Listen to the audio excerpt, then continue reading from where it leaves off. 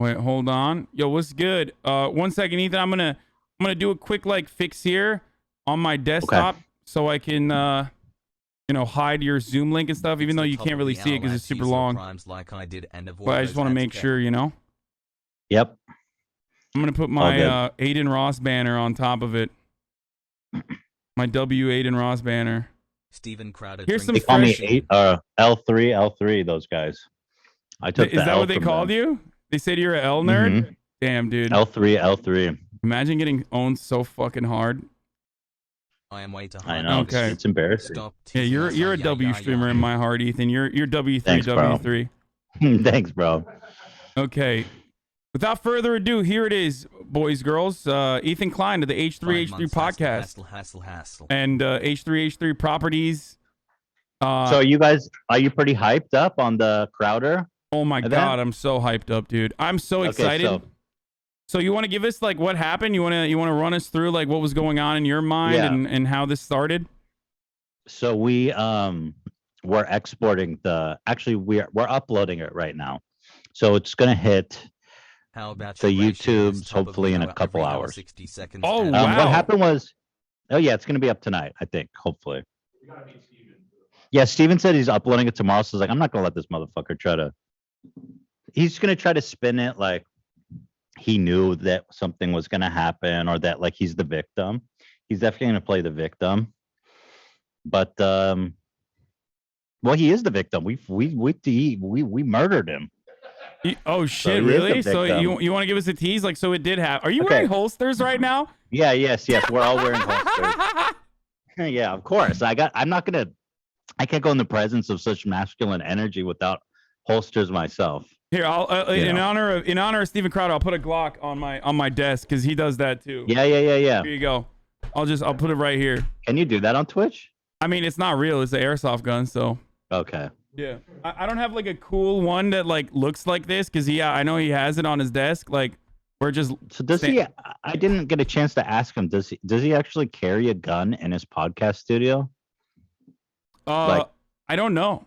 But that would be a wonderful question. Like, who are you worried about? Like, is someone going to come into your podcast studio like with a death squad that you need to be carrying? So what happened was me and Steven were having these back and forths. He called me. He said that the clip of me talking about something about I want everyone to get vaccinated. That's obviously something that I'm interested in as a sane, rational human being. Yeah, you're a libtard, a pussy. That's why. Yes. Yeah, I'm a giant pussy that got vaccinated and don't want to kill people as a result of not being vaccinated. And so he called the clip of me talking about saying something like you can trust scientists, it's okay. He said it was his favorite clip of the year, and he lampooned us, and then we ribbed him back. It was a whole back and forth, and then eventually he was just like, Ethan Klein, I challenge you to a debate. This is the only time I will ever challenge you, and I'll never talk about you again. Because I rely on all of my relevancy, from Steven Crowder. So that was a big hit to me emotionally, him saying he would never talk about me again. But anyway, we thought it was so rich that he was willing to debate me, someone who is not a political minded person, somebody who is not a debater, and someone who, let's be honest, is not even that smart. And so we brought up we thought, like, let's debate this guy, and let's get someone who actually is all those things that I'm not. Because, like, if you're having a debate, it should just be on the merits. What does it matter with who? He wanted to debate the merits of, trusting authority or whatever the fuck he said. So okay. And so what happened was Dan figured out some technological sorcery, because we got him so good because we put all the ball in his court. It was his Zoom call. They sent the link. They sent the time. They felt very comfortable that there was no way for us to get him. So we joined their Zoom link this morning, and Dan, as I said, figured out some black sorcery where he could zip Sam's feed. He could cross the feeds. Ghostbusters style. Yeah. Wow. And so we got to the point where we're like, okay, well, let's do this thing. And then kind of Sam just popped up. And the result of it, which I don't want to give away, is just Steven had a meltdown and he gave something away in his fit of passion that it will haunt him his whole career. No way. Yeah, it was a complete Wow. it was a complete fatality. Oh, that's exciting. I'm so excited to see this because you saw the cut that he did, right? Like that he posted. Yeah. When I saw that, because I'm familiar with the drama between you and him, like, because I thought it was so dumb that he was like upset at you for saying like, listen, if you're too fucking dumb to like follow basic principles, like, if comprehend you're getting it, your news, if you're getting your news from Facebook, you don't need to doubt Fauci's credentials. Yeah, and and he posted that on the intro, which I thought was weird because it like makes you look good. I think right now what happened after the call is they first of all panicked, and right now they're in they're having a red alert moment where they're trying their best to spin this in a way where he doesn't look like a tool, which is going to be very difficult for them. You know, I think his audience will eat up whatever he says, but I think at large, this is going to be one for the books for old Steven Crowder. I'm so stoked. I'm so excited. There's one other really funny detail is that because when we were going back and forth with Steven, Dan called him out. He said, debate Sam Cedar, stop being a bitch.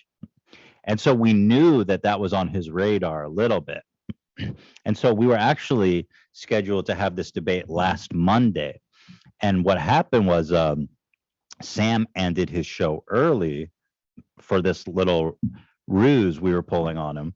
And last minute, right when Sam ends his show, Crowder has a family emergency. Now, I don't know if there was a family emergency or not. The timing was coincidental. But then when you think about it, so fast forward to this week, we scheduled again for this week. And what we did this time is we had Sam pre-record his show and broadcast it live so that Crowder thought Sam was live. So we call in at 12, right when Sam's show starts, and we're doing a sound test. Crowder is conspicuously not at his desk. But so now we're doing the sound test, Crowder's at a screen. Then all of a sudden, when Sam's show goes live with this pre-record, Crowder comes into the frame and says hi. Now, what happens next?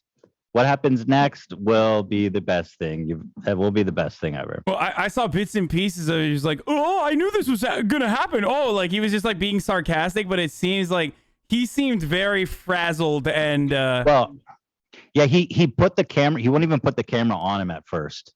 Once Sam came out, and I was like, put the camera on you. Don't be a coward. Don't be a coward. But you could tell that there was just sheer pandemonium in the studio. He was telling his dad, cut the feed, telling people to get him spot. You know, it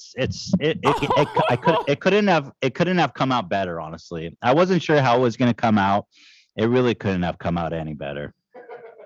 I mean, he's an intellectual giant. He destroys college freshmen in the marketplace of ideas by using like think tank backed messaging. Like he uses the dialogue tree very well. So I thought maybe he could effectively use that on Sam Cedar as well. I'm surprised that he wasn't more confident in his dialogue tree against someone like Sam Cedar. Well, we tried to foster a conversation between them, because Crowder had expressed that he was very eager to have a conversation. And we thought, well, what's the difference if it's me or Sam? You want to have this conversation? Let's do it. But he was very opposed to talking to Sam. But the good thing is we had there was just a lot of yelling and freaking out for, I would say, a good 15 minutes, right, Dan? It felt like 15 minutes because it was just so It was brutal. juicy, bro. It was maybe great. What I 5 really to 10. expected was Crowder just to hang up, but he did not hang up. He fought. He That's flailed, awesome. I'll say. That's awesome. And there's, like I said, he, in the heat of the moment, he says something that he will forever regret. Oh, that makes me so excited. That makes me so excited, dude. Yeah. I'm excited. I'm very stoked. I mean, you're gonna get a lot of hatred from the right for this. I'm just letting you know. Like Tim Pool he's already been. Tim Pool's already tweeted about it, saying you're a drama baiter. Like this is all you do is drama. But yeah, if you check that tweet, it was under someone's tweet, right? It had 2 likes and 120 responses. Yeah, no, this is something that a lot of people on the internet have been waiting for a long time, because like these intellectual giants, the intellectual giants such as, Steven Crowder and Ben Shabibo, they make all of their money by looking as though they are always open for debates, and then they rarely ever want to debate anyone who is like capable. Go ahead. I was talking backstage with the guys that I will say, in Tim Pool's defense, that he actually does debate with these guys, which I will say is more respectable than these other guys who just dodge. But yeah, he's also. I'm perfectly happy being hated by them. I want to be hated by the people that. I want to be hated by the people that I should be hated by.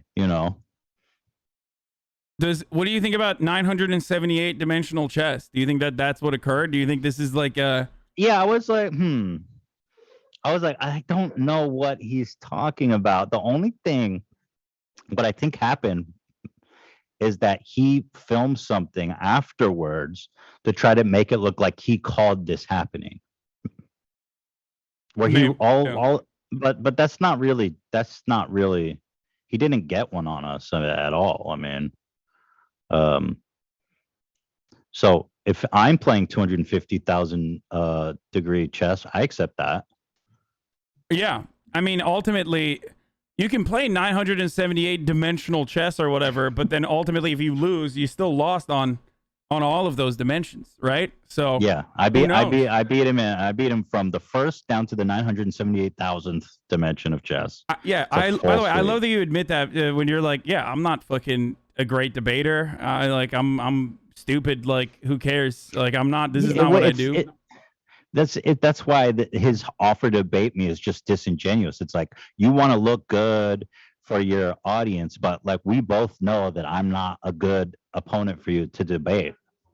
Yeah, he described it as a layup, and it would be if I was dumb enough to debate him one-on-one, or gullible enough. But another thing that you should ask Steven about, or well, I didn't get the chance, but is that lawsuit that all the conservatives are super hyped over doesn't exist. Did you know that? What lawsuit?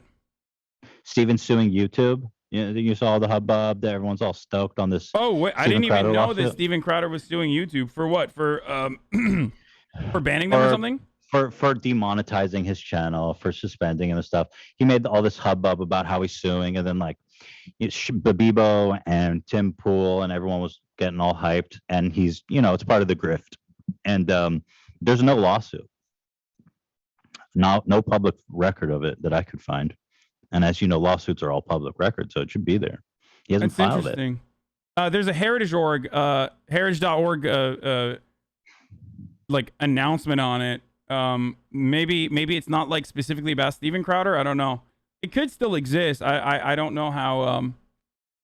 I don't know why they wouldn't do that. This is their bread and butter, to be honest. Like, so I wouldn't be surprised if there is one that comes out eventually. But I also would not be surprised if there is no lawsuit, because conservatives are great at these sorts of grifts. Like, I mean, you remember the fucking wall thing, like where there was that veteran guy who was like trying to personally fund building the wall, which would have been, they stole all the money. Yeah, exactly. I mean, this is that was the greatest. This is something that they do regularly, so this is their bread and butter. So I wouldn't be surprised.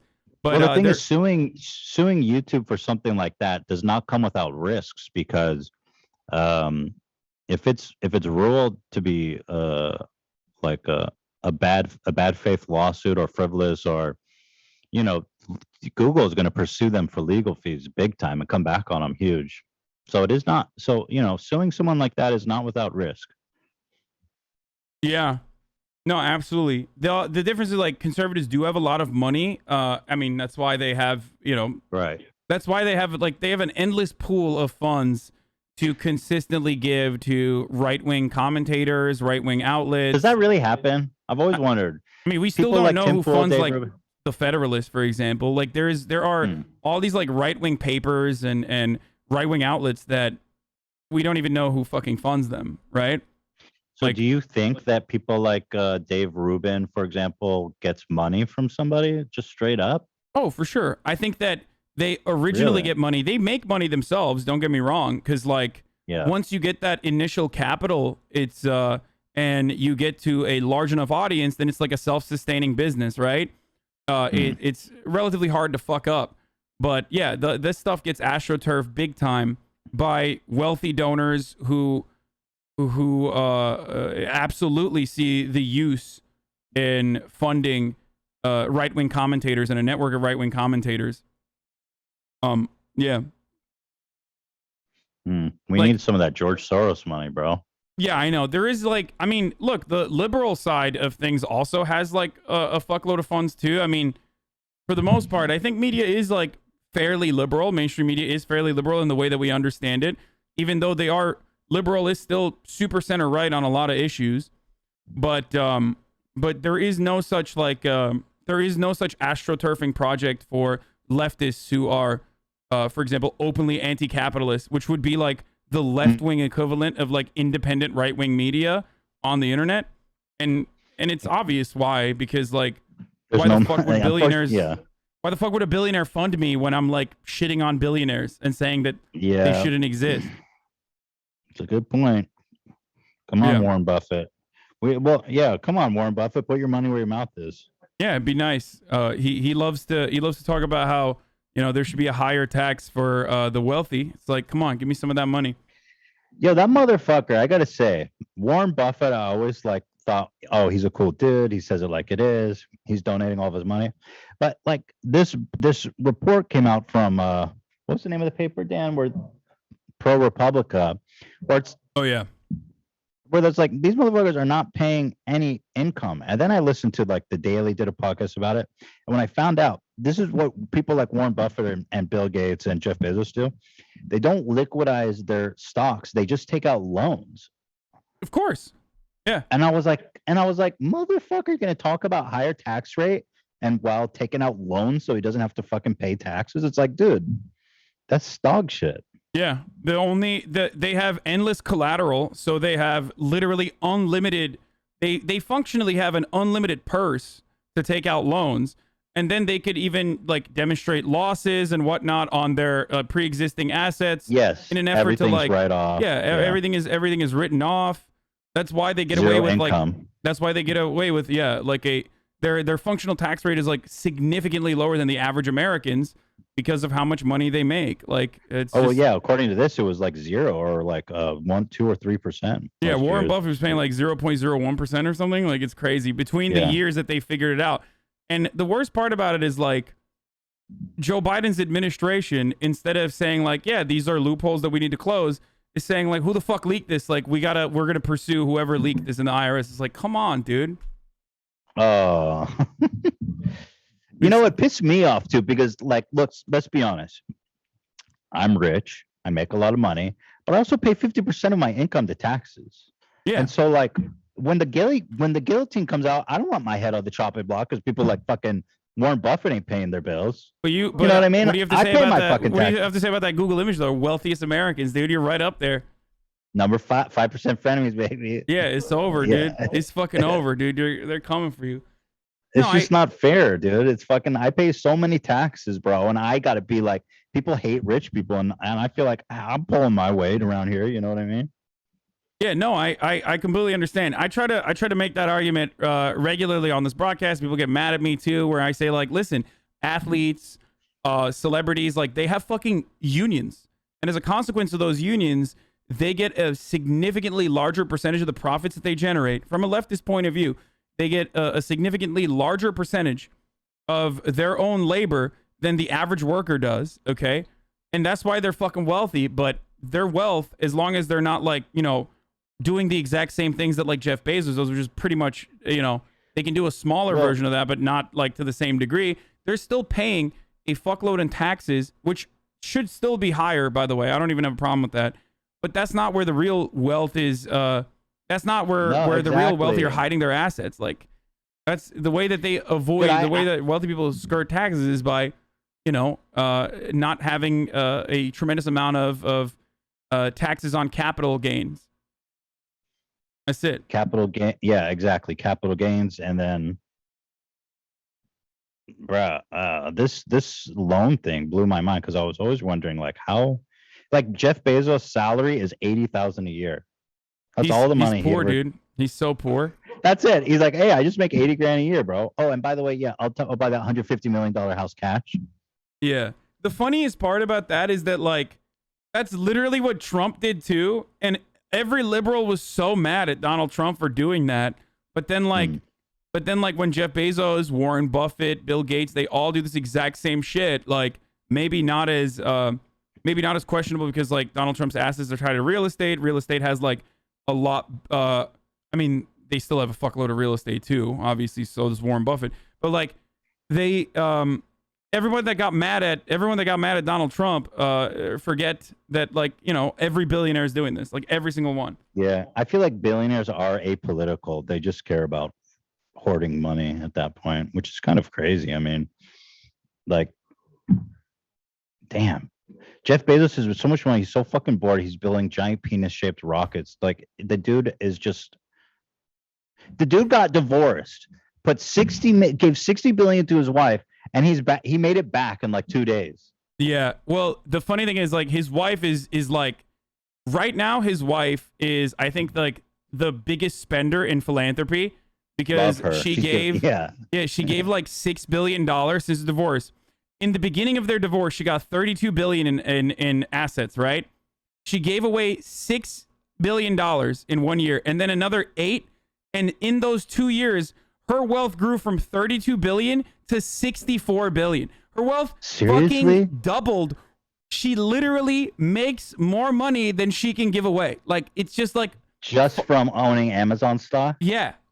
It's like functionally impossible at this point. Like, the amount of money that they make is so vast, so much that it's I get frustrated. 80 billion, not even 60, sorry. Look, I'm a capitalist, but like capitalism, we've learned needs some like rubber bands, you know, it needs some limits.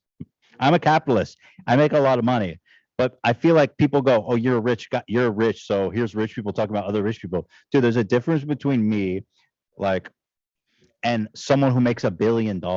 That is like unfathomable wealth. And then there's a difference between someone who has $1 billion, someone who has 200 billion. It's like you said, you literally can't even spend it fast enough. No, these people are, the way I explain it to my friends is like, they're like demigods, right?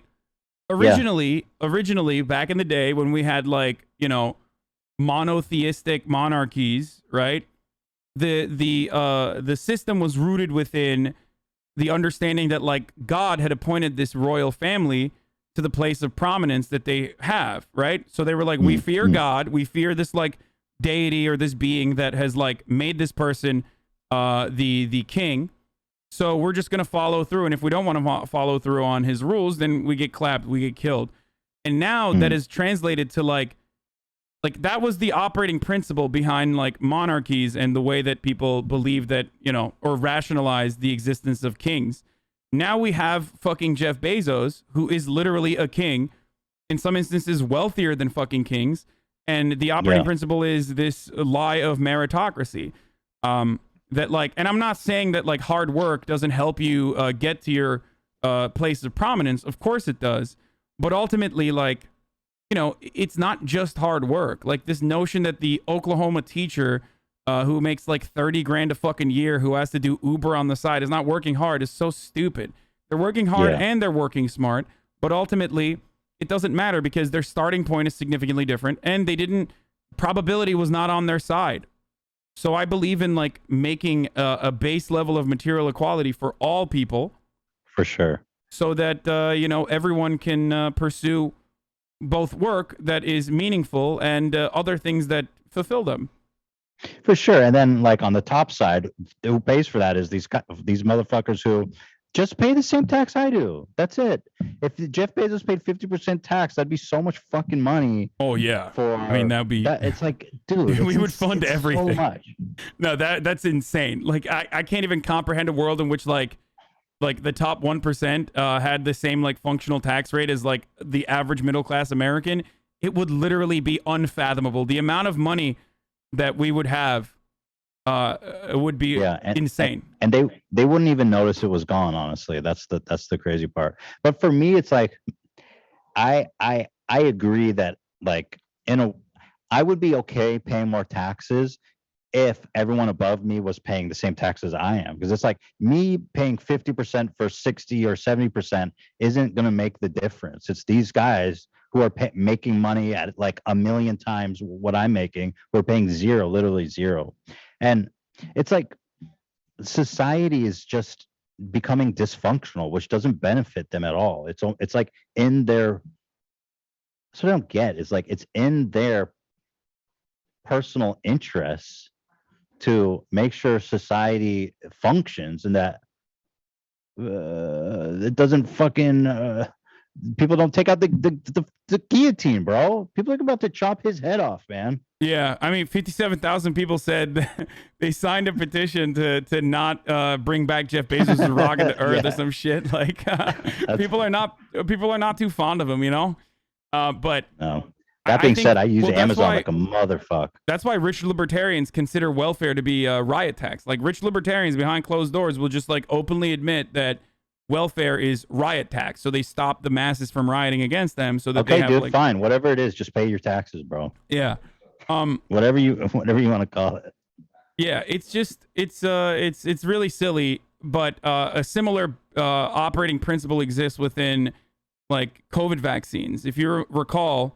And Bill Gates was responsible for this when the COVID vaccines were coming out. AstraZeneca bought the rights from Oxford University, publicly funded research, to that was like the first viable COVID vaccine, right? And Bill Gates reached out and was like, do not open this IP for everyone to use. Like they wanted to keep the IP protected, right? For this vaccine. And a lot of people were upset at that, understandably, and said, this is fucking bullshit. What are you doing? Why are you saying this? Why are you doing this? Bill Gates' argument for it was really silly. But exactly the same thing that you said about, like, disrupting the balance of this planet exists with the COVID vaccine. If you were to open the IP up so that, developing nations could produce their own brand of the vaccine, and so that like India could produce even more vaccines than they currently are, and everyone could have their own version of the COVID vaccine. Like we could open up the global economy way faster, right? And that's crazy. Good for tourism. Yeah. That's good for every other sector. Yeah. And yet, for some weird reason, well, not the weird reason, I know what the reason is. Other wealthy people in other industries were not speaking out against like opening this IP. And making like a universal. What interest did Bill Gates have in preserving the IP? Well, obviously, that's what most wealthy capital owners have, which is that if you set a dangerous precedent that you can all of a sudden dismantle IP protections for this reason or that reason. Oh, what a sick fuck. Yeah, then what's up? Like, what's to stop them from dismantling IP laws for other things that might be declared necessary in the future? And that would ultimately hurt. That would ultimately hurt all business owners. It's psychopathic. Yeah, I mean, it is. What do you think about that Bill Gates leak, dude? I didn't expect that shit about how he's like fucking around, getting weird with people in the office. I was like, damn, even Bill Gates is out there sleazing it up. I mean, he's horny. He's a horn dog. I mean, I didn't know this, but like apparently sexuality. Apparently, Melinda was already working under him, right? Or something, like when he was already like the richest man in America. I thought Melinda was like ride or die, like met him when he was a poor man or something, but I was wrong. That's what I thought too. Oh. Yeah, apparently flexing I was wrong. Cash. I can't imagine having sex with Bill Gates though. It's just like he gotta pay doesn't. a lot He of money to doesn't make that seem. happen. Yeah, he doesn't. He's not like.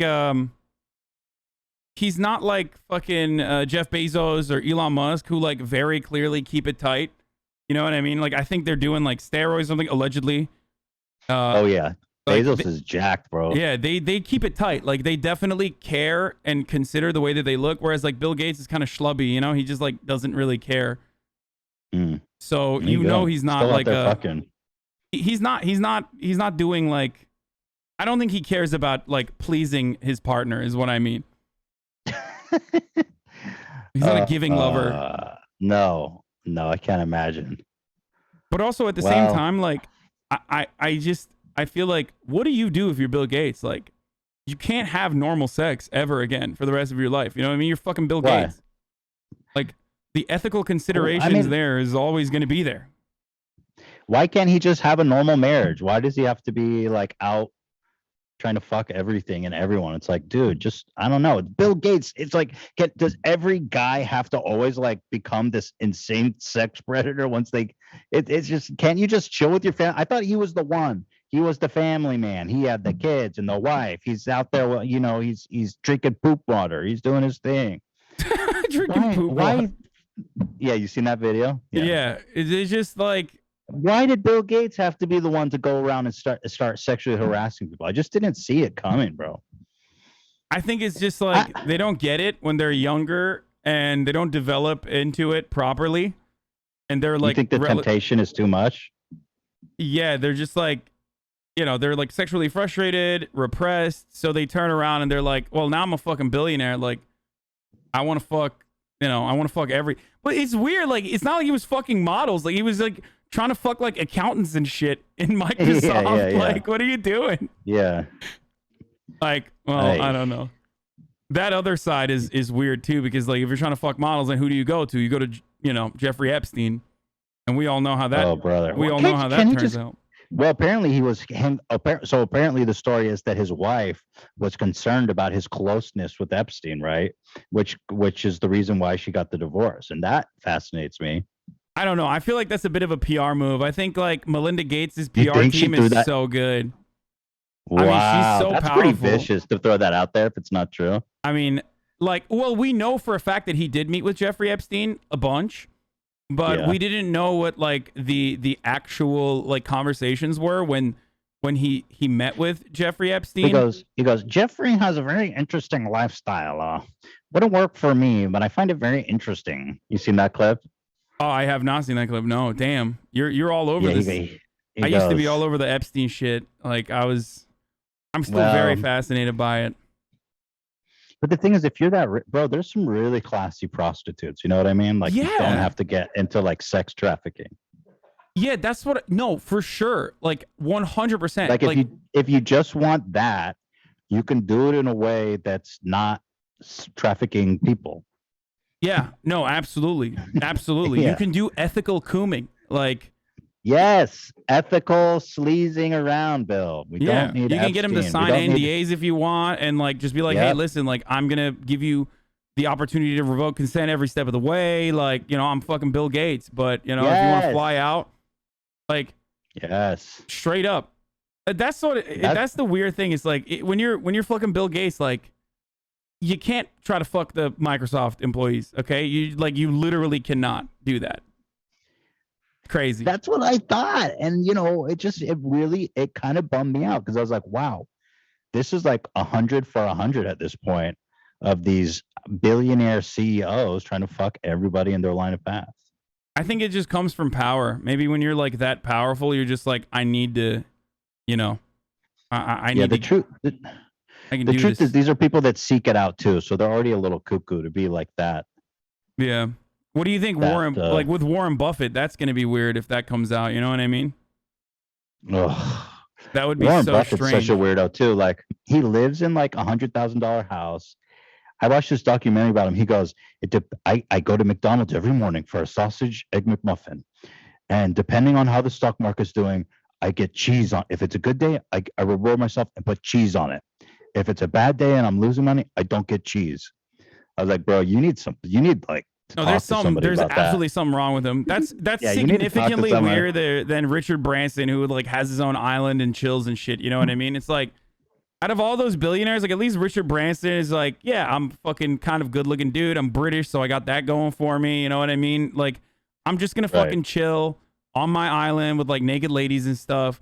Whereas like these dudes are just like, I'm gonna live in fucking Minnesota or wherever the fuck Warren Buffett lives in a Yeah. affordable home. Like, there's no shot. I don't under. That's Who are you kidding, significantly Warren Buffett? Who are you kidding? You pay 0%, you pay zero taxes. You're like a gajillionaire. You're not fooling me with that single family fucking 1,000 square foot, 800 square foot house, dude. And you're no cheese on the McMuffin. I think like I think one thing for a guy like that is just He's got a basement. I'll tell you what, that man has a basement. And you don't even want to know what goes on down underground. yeah, I don't want to know what the fuck he's doing in his basement. But I mean, it's probably weird though. It's probably just like, you know, he brings girls over so they can play like they can play foosball or some shit. He's like, come on, let's play some foosball. Like instead of like weird sex shit. Because he's just like, he has to be normal about everything, like over the top normal, so normal that it's fucking weird. Yeah, so I don't know. Yeah. I just like, if I was a fucking billionaire, like I would just chill. I would literally stay the fuck away from the media. I don't know why like Elon Musk has to constantly be in front of the media and like tweet and like. He, dude, I used to be a real big Elon fan, but I'm so over him, bro. It's like not even funny what a douche he's turned out to be. And I think that what is that I really like his work, but I think he just got he started to love the attention. And once he started talking to the media more and more, because when I was first a big fan of him, he was real shy. And, you know, the only videos of him were doing presentations on Tesla. And now all of a sudden he's like a wicked memer. Yeah, and the memes are so stale too. They're so whack. It's like 9gag shit. You know, the thing that really made me turn on Elon was when he was like, everyone's panicking. COVID is nothing worse than the flu. It'll be gone by March. Oh yeah, that was real bad. Dude, and he still hasn't owned to doing that. It's like, maybe after getting that wrong, you should just shut the fuck up. Or when he called that fucking diver a pedophile. That was good. That was great. Yeah. Just... And even when that happened, I was so team Elon. I was like, he's got to know something about that guy. Hey, at least you admit it. Like, but yeah, I think it got to his head that like he wanted admiration from like the worst people too. Like, these are what, like, why do you care about what some fucking Redditor thinks about you, dude? You're like a mega billionaire. Like, just chill, just do your thing, be normal. No, he has to be in the fucking forefront. He has to be in the forefront of the conversation and like have people care about him.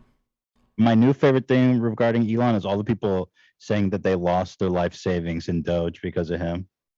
Oh Jesus, yeah. Didn't he tank Doge and say that he's no longer allowing Bitcoin and stuff? And like, how does that work? Because I feel like that space is very that space was like very pro Elon, right?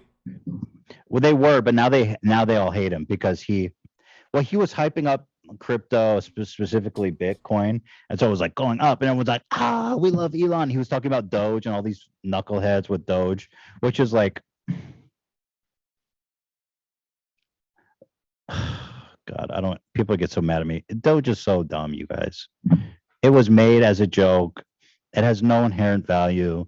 If you are investing in Doge as a long-term investment, you will lose all of your money. It is literally just a Ponzi scheme. And if you invest in Doge, you are literally just betting on kicking the can down to the next idiot and hopefully selling it for more than they do. That's it. And that's kind of true of that's Doge, okay? I don't know. But he was hyping up Doge, doing all these memes, and Tesla did this thing where they bought like billions of dollars of Bitcoin for some reason as like an hold liquid. I don't know. And then all of a sudden he started going out and saying that crypto is not decentralized because it's run by China and China's mining all the crypto, and Tesla's no longer going to use crypto. And so all these people lost a shitload of money. So I think they all hate him now, all the crypto bros. Yeah. I mean, they would probably love him if he like pumped another one that they would like buy into early or some shit like that. But yeah, just like you said, it's all about not being the guy who ends up holding the bag in the end. And I think a That's lot it. of people It's just did do that. it's just musical chairs with your money. And Yeah. most of the people invested in crypto who are like playing the odds, they really don't know anything about crypto. They're just gambling. They don't know anything about like the purpose of it, the application of it.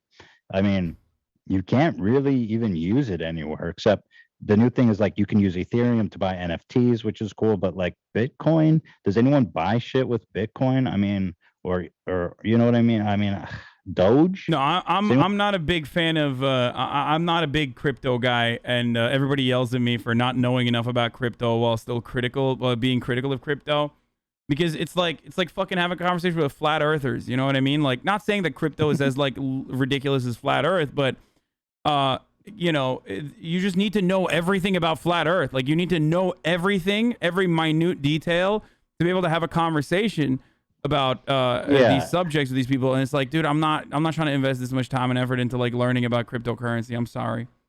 Well, so I do think crypto is cool and great and can be a great investment, but the amount of people in it right now are just like gambling, looking for short-term games, super speculative. And there's a lot of shit coins too, like this one Safe Moon that came out that they call it the rug pull, where like and the same is true with Dogecoin, where like one person or a handful of people own like 70 to 90% of all the coins in circulation. And so the minute they sell everything, the rug pulls and everybody loses their money at the, benefit of a handful of people who make out like bandits. So that's happening a lot in the crypto space right now too. It's just, I don't know. Yeah. All right. Well, I don't want to keep you any further. This was a lot of fun. I see you rocking a Teddy Fresh. When is my merchandise coming? We are putting together a package for you. Hell yeah. I want it to be perfect. I'm checking out your swag. I've been peeping your swag, and I think we'll put a good package for you. Yeah. Okay, I'm excited. That's my payment in Teddy Fresh gear to pump this Steven Crowder video, boys. Yes, baby. Yeah, to the so moon. Stay tuned, everybody. This is coming out hopefully in a couple of hours. I'm actually super stoked. I'm legitimately very excited to watch this. Me too. And I say this as like someone who doesn't even like I mean, I've done my fair share of debates. I still do them from time to time when it's like, someone who's like big time and worthwhile to have a conversation with, is like, it's fun. It's intellectual. It's pseudo intellectual sparring. It can be very entertaining, but this is definitely one that I'm super stoked on. Like, I'm making a return. You there. I mean, I'm not big on debate culture because usually it's just performative. Like Steven wanting to debate me, that's just stupid. So yeah, no, it's like. But it's in a way like similar to fucking. I mean, not saying that like Steven Crowder is like Floyd Mayweather in this circumstance, because he's not that great at debating either. But like, he's done the training to know what the talking points are. That's it. Let's say he's Greg Paul. No, that's not a good analogy either. I'm me, and he's someone that's actually trained at boxing. Yeah, basically. I mean, we thank you for your. For your Hasan. interesting way of getting this to happen. This was awesome. Seriously. It's happening. I can't wait to put it out there. There's the one thing we're worried about is that we show before the debate like Steven's greatest hits about what a hateful bigot he is, and I'm afraid that that's gonna just showing the shit he said is gonna get our video demonetized, or demonetized. So we're running it by YouTube before we post it. Damn, look at you. Already in the ears of Susan Wojcicki. God, Keemstar was right, dude. Just to clarify, just to stop the conspiracy theories, YouTube has a program where you can have your videos pre-cleared by a partner. And and they say this will get you dinged, or this if you remove this part, then it's a program. It's not just me. There's a bunch of people that do it. Yeah, no, I know. They're pretty good from time to time. Sometimes they miss the mark, but they're. I mean, on the whole, I think YouTube's. You compare compared to like Facebook or It's gotten a little bit better from back in like definitely. the Gamergate days though. Like, I mean, there used to be like straight up Nazis, like straight up Nazis. No, they've gotten a lot better, man. Just like doing Nazi propaganda for months on end, getting to like 100,000, 200,000, 300,000 subs, shit like that. Oh yeah, yeah. No, they've gotten much better. YouTube is doing they're doing their best. I do believe that at the very least. All right. Well, thanks for coming on, man. Thanks, dude. Nice chatting with you. Yeah, absolutely. We'll be waiting. We're very excited. We'll be waiting on the video to come out. Yep. All right. See you, dude. All right. Thanks. Peace. Bye. Okay, that was Ethan Klein, folks, aka H3 Productions.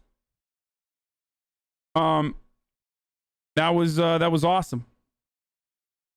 That was a real Vape Nation moment right there. My man has come a long way from. Why do you keep saying shoe nice? What does that even mean? What? Anyway, hosts of the H3 podcast, dude. I'm so fucking stoked. I am so excited to see. Extremely Vape Nay says Jordan Yule, aka Really Chill Guy. This is exciting shit, dude.